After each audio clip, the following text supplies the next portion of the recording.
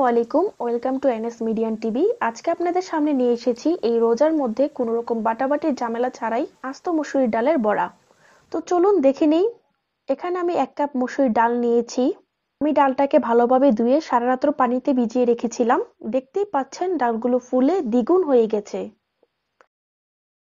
সাথে দিয়ে দিচ্ছি 1 কাপ পেঁয়াজ কুচি, 1 চামচ মরিচ।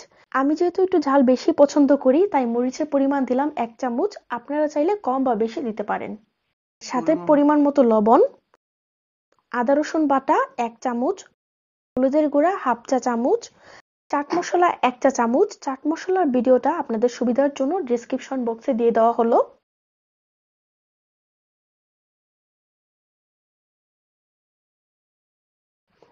1/2 কাপ আটা, 1/2 কাপ বেসন। এবারে সব উপকরণগুলো একসাথে মিশিয়ে নিচ্ছি। অল্প অল্প করে পানি দিয়ে একটা বড়ার ডো তৈরি করে নিচ্ছি। মাখানো হয়ে গেলে এগুলোকে বড়ার শেপ করে তেলে ভাজবো। অল্প অল্প করে পানি দিয়ে আমি ডো তৈরি করার চেষ্টা করছি। দেখেন এখানে অল্প অল্প করে পানি দিতে হবে। মাখানো হয়ে গেলে এগুলোকে বড়ার শেপ করে তেলে ভাজবো। ডো থেকে কিছু পরিমাণ হাতে নিয়ে গোল করে শেপ করে নিচ্ছি।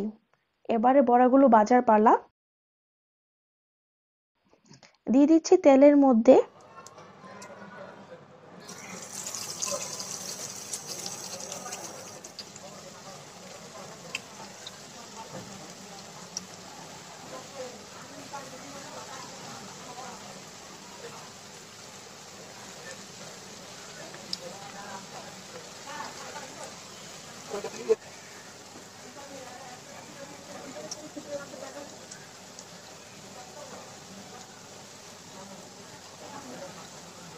ডাল যেহেতু বেটে দেইনি সুতরাং চুলার আঁচটা কিন্তু মিডিয়াম থাকবে।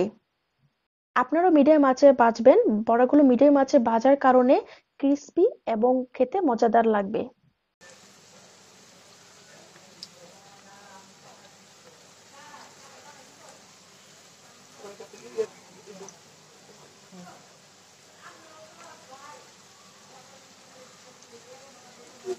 দেখতেই পাচ্ছেন বড়াগুলো কত সুন্দর হয়েছে কালার।